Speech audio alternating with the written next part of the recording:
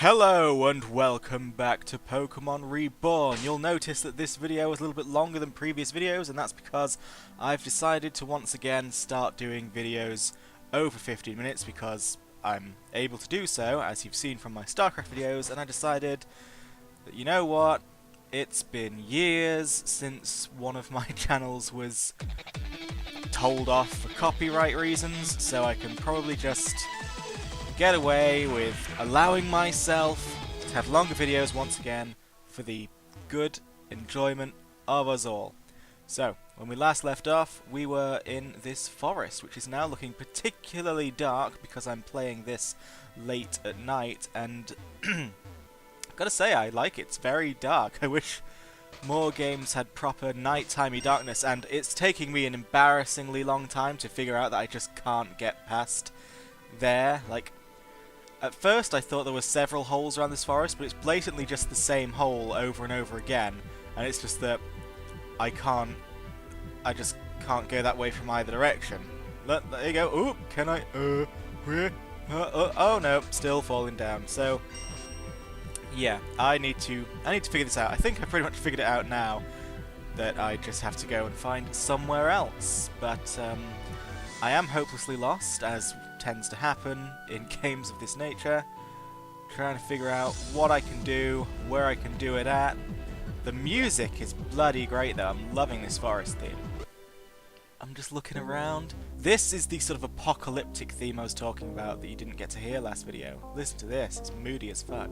Oh, never mind, wild Pokemon in the way. But said wild Pokemon is a Scatterbug, one which I do not yet have and which I must now add to my collection. For those of you who don't know, Scatterbug is a Gen 6 Pokemon. It is the caterpillar Pokemon of that generation and was supremely unique because it didn't evolve at level 7 and then again at level 10. Oh no, it evolved at level 9 and then again at level 12. Frickin' revolutionary, let me tell you. And he seems to, for some reason, be a bit of a bugger to catch. I don't know if it's just bad luck or if he's hardier than the average caterpillar, but there we go. Scatterbug now belongs to us. The powder that covers its body regulates the temperature. Oh, I completely forgot to give future Huffbuh time to read that. But yeah, temperature regulating powder. And he should be referred to as Sticky Bun, because why not? Why not? Maybe I was hungry. I'm pretty much always hungry. But, here we go, so yeah. Come on, kick in, apocalyptic music. It's all deep and... There we go.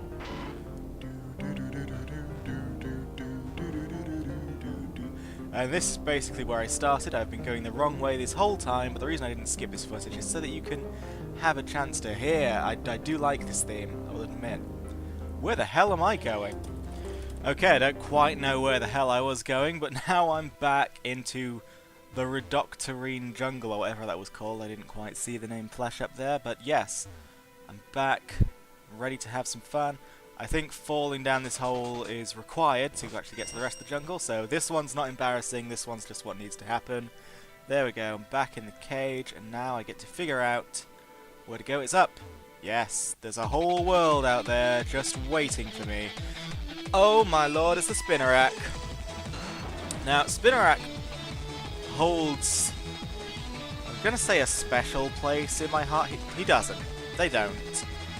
I just like them. I've never really ever used one. I get the feeling they're probably crap in battle, and I have no feelings towards Ariados. But I just think that Spinarak looks pretty nice, and I did like Gen 2. The Johto League, they were good times. Because, you know, they were great times for us as kids. The Johto League, because Tracy had finally gone at that point, and we all hated Tracy. So, the Johto League was the time at which things finally started looking up again. The web it spins can be considered a second nervous system. A Spinarak can determine its prey by tiny vibrations it feels through the web. Oh my lord. And we are going to call this lovely little specimen Pata Pika. Because I'm silly. So there we go. I've caught so many Pokemon and haven't even filled box 1 yet, and I was browsing the Pokemon PC, and we have 36 boxes. So either we've got way too many boxes, or there are going to be a lot of Pokemon to catch throughout this game. And the thing about this game is it's very long, looking at the website, which is a daunting task for me, because not only do I have to play the footage, I then have to record it after the fact, which means that every amount of time you see me spent playing this game is actually doubled, because I have to then look at the exact footage that I've just played and speak over it. And this is going to be like at least a 50-hour long game, so this is going to be at least an 100-hour long venture for me, which means that this video series is probably going to be going until like 2019. Gotcha! Oh my lord, I thought we'd forgotten all about Team Meteor, but we have not, and they are ready for fun. With a Mothim. A very typically evil Pokemon if ever I saw one, though Mothim's not to be underestimated, especially not because Edible Fred is weakened, underleveled, and technically that Bug Bite packs a wallop. I don't know if Edible Fred can do this, but the great thing about Edible Fred is she is brilliant. Just look at this. Oh, all that health absorbed. It looks good. Grass Pokemon are insidious and beautiful, and I will hear no words to the contrary. They are incredible creatures. Just look at this, look at this, look at this. Oh yeah, even though I was hurt by recoil, I am just absolutely screwed. Well, never mind. Edible Fred, you put up a damn good show. I am proud of you all the same. But now it's time for good old Rita to bring this one home. And I still get Leech Seed benefit because Leech Seed is glorious. And there you go. Good old Fake Out. Nice insult to injury. Haha. Oh, grass types, I do love you so. Now, it's about time I learned something stronger than Bubble. I get the feeling that Bubble has been made stronger in this game than usual. I thought Bubble had like a power of 20, not 40. But that could be me being wrong and behind the times, or just plain wrong in general. Anyway, yes, you're right, I did get you. So, let's now have a look. What's going on in here? Ah, Survivor, are you injured? I've gathered plenty of supplies here to last until this crisis is over. Would you stay a while to rest? Be careful out there. So it's good to know that we do in fact have a Poké Center-like building, because it was getting pretty ridiculous how far we were going without one. And this place looks cool. Like, I can't remember anything in Generation 3 that looked like this, so I think... Well, it's obvious that the person who made this game, Amethyst, she's, or they, sorry, not to assume, I actually don't know, so they've made a lot of these, resources themselves, and they look pretty good. For, you know, for the Gen 3 graphics that it's in, I think this game's really got a great visual style.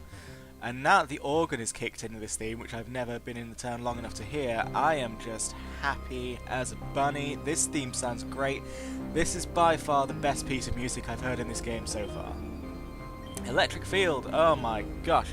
So, yeah, the field effects in this game, the sort of new level of depth that they added to the battles, they are all explained here. I don't know why they're explained here of all places, but they are. And as you can see, there is a lot of them. Like... And the great thing is, it's not even a gimmick.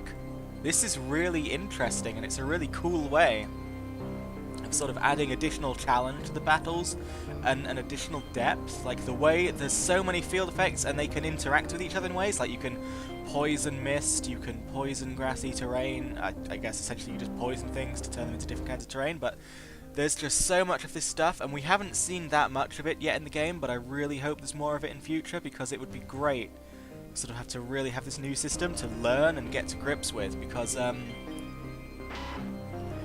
you know, it's really great in terms of challenge. I love the fact that the gym leaders tend to have terrains that work to their advantage, because little pests sneaking around here. But yeah, it just means that, you know, they've got a challenge. The fact that gym leaders can only use one type of Pokemon, usually in the main games at least, makes gym leaders very predictable and very easy. I think like Generation 4, I'd say, had the hardest gym leaders, and like all other gym leaders in all other games were kind of pushovers. But this, the fact that they are bound to one type, doesn't hinder them because their type is rendered incredibly powerful by the terrain effects, and it just, I like it. I love the concept, and you know, there's some really creative teams here as well, at least from what I've seen so far. I've barely dipped my big toe into this game, but I love the fact that the grass gym leader, she wasn't just grass types, she was desert grass types, so she had the desert arena and all the sort of things that went with that, and it was cool. It was cool, and I appreciated it, and I definitely hope to see more along those lines. Now, Carnivine is another Pokemon that I actually quite like. Again, would never use them competitively, but when I'm running around in single player, I would gladly have a Carnivine on my team because they are surprisingly strong. And they look great. I mean, I know they look a bit silly with their flappy arms and their weird eyes, but they're Venus flytraps floating in the air with a weird sort of lower portion of their body just being Cthulhu tentacles. How can you not like that? It's certainly better than a bag of rubbish, I'll admit, although I do still love you, Robert. You are a valuable part of my life. And you are about to best this Carnivine. Sludge is all you'll need. There we go. And the great thing about fighting Carnivines is they ain't too stingy with the experience points either. Pest indeed. So yeah, let's just, okay. Oh! I was like, why did I not go through that door? It's obviously because I wanted to rest a little bit, because I'll admit, I'm one of those players where, if it's at all practical, I will run to the Pokemon Center after every single fight. I'm just like that. It adds literally hours onto the gameplay time of any main series Pokemon game, but I just need my team rested and relaxed at all times. So there you go, I've now managed to press every button. That bridge is complete, which means that I can now finally get to the other side of wherever it is that's on the other side of that thing. Rhodoctorine. I need to remember when I'm entering this so I can actually have the full duration of looking at that sign, because I only ever just catch it in the corner of my eye at the very last second. And I want to know the name. This isn't a jungle though, I'd say it's more of a forest, but never the mind. And now you get to watch me being lost again, but you don't get to watch me being lost again. I'm just going to skip ahead.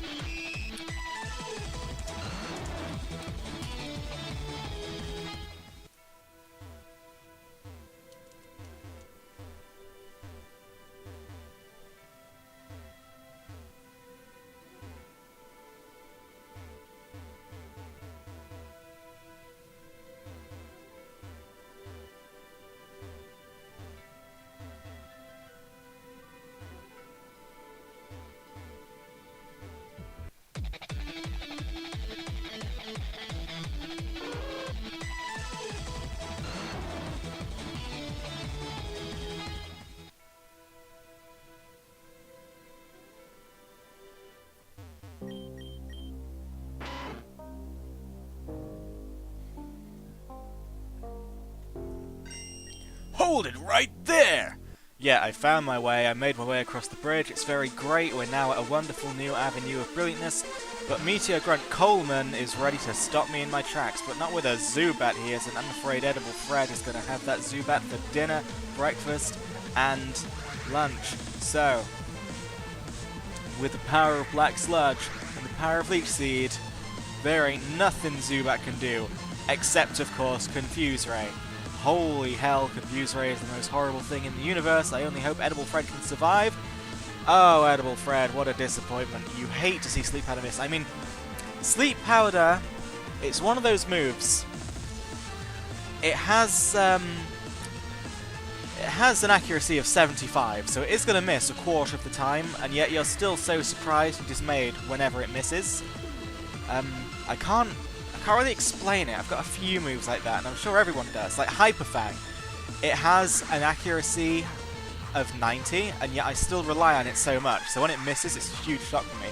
And yet then you've got moves like Tackle with an accuracy, or at least it used to have it.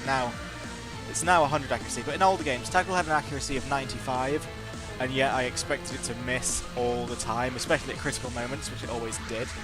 So I don't know what it is. There are some like really low accuracy moves that I just super rely on, and really high accuracy moves that I just hold no faith in whatsoever. And I'm sure that all Pokemon trainers out there have their own moves like that. It's just the way it is.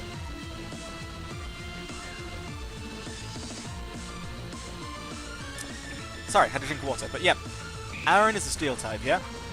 I am scared of steel types, mainly because as a grass type trainer, most of my Pokemon have a dual poison type, so I always feel like a bit useless. Yeah, I always feel a bit useless against steel types. I mean, grass type moves still work against steel types, but it's always easy to forget that in the heat of battle. You're always like, oh my god, a steel type, what am I supposed to do? Another thing about steel types is they're sufficiently rare enough that you don't deal with them on a regular basis. Every time one comes out, you're like, holy hell. Well, I say that, obviously, what are you trying to do? Competitively, you deal with steel types all the time in the forms of Scizor and Heatran and things like that. But just in single-player games, which is where I spend most of my Pokemon-y time, steel types are rare and scary. They're rare-y. I'm debating, do I go into that room, or do I fight this person? I'm going to fight this person because I want the juicy star. Ah, okay, so Grimer, love Grimer. In fact, Muck is one of my wife's favourite Pokemon, so of course you have to respect the good old Grimer. Yeah, it's weird. I must admit, I don't quite get it myself. I mean, she's so disdainful of Trubbish and Garbodor because they're bags of garbage. Grimer and Muck are piles of sludge. I don't necessarily see the distinction there, but she does, and we must respect this. Now, another great thing, to be soppy, it sort of shows how we're meant for each other, because my favourite type is grass, her favourite type is poison. Grass types and poison types go together like bread and cheese. You know, it's just the perfect combination. We're the best of friends, and we can achieve amazing things together. Although in this instance, Edible Fred is just dancing circles around Grimer, and I can only apologise for that, but you can't really hold that against Grimer. Edible Fred is just that good. As we're about to see, against the might of Boldor. Now, the annoying thing about Boldor is that, you know, their defense is incredibly high, and Razor Leaf, while being super effective, is a physical move. I'm hoping that Edible Fred will learn some special moves soon, because the Bulbasaur line's strengths are with special attack rather than attack, but you know how Game Freak works. You'll get these Pokemon with these stats, and then natural move pools that just absolutely do not make sense with the stats they've been given. So, like, most Pokemon with any moves worth a damn will have gotten that way through TMs and whatnot. And I'm expecting that that's sort of how Edible Fred is going to go. Going to find the Energy Ball TM at some point and then just have a good time. And Sludge Bomb, or a good strong Poison type, a good strong Grass type, and that's Edible Fred sorted. Then, of course, all I need is good old Leech Seed. Don't say I didn't warn you. I will never say anything of the sort. Don't even panic about that. So now, it's time to get Ratty Boy at the front there. No, it's not. It's time to get Mankrik at the front. I don't know what I was thinking. I guess I was thinking that Mankrik is more fragile than Ratty Boy. Ratty Boy's got a bit of bulk to him, whereas Mankrik will fall over if he's sneezed on. The meteors were gathering just up ahead. What could they be plotting? Anyway, I'll be heading back now. Good luck. Did you really need saving? You could have just walked out that room at any time. Oh god, I love this theme. I love it. If this is online somewhere, I'm stealing it. It is going into my pirate folder. I mean my legally obtained music folder. Ahoy! Oh, hey. What is it now? This is the trainer that defeated the Pulse in Jasper. I invited Huffbuh to come here so we could deal with this issue thoroughly. See? Huffbuh is also responsible for destroying the entire Pulse in Obsidian. Ah, that was you. An alley cat parading as a tiger. Heroism is vainglory. But you will learn. You've stepped out of your alley and into the world. I will introduce you to the cold pain of reality. Hold it right there. Hey, isn't that Heather, daughter of the Barrel Ward gym leader. I am aware. The question is what she thinks she will accomplish here. What kind of question is that? I'm stopping you evil people, duh. How reckless. Didn't your father teach you any better? Stop bringing up my dad. His rules are totally stupid anyway. Just because you do not understand something does not make it stupid. You will learn someday. Would you just shut up? I'm here to beat you up, not get lectured by you like you're my dad or something, so shut up. Taka, Zediel, deal with Huffbuh and protect the pulse. Leave this girl to me. sure thing? I guess I have to. Sorry, Huffbuh, but...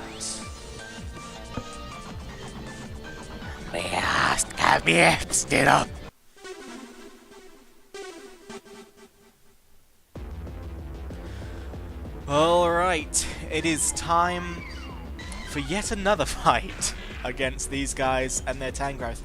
At least I'm not just fighting the same Tangrowth over and... Well, I am literally fighting the same Tangrowth, but at least they're sort of getting a team around them. That's something fun. But, it's getting dull.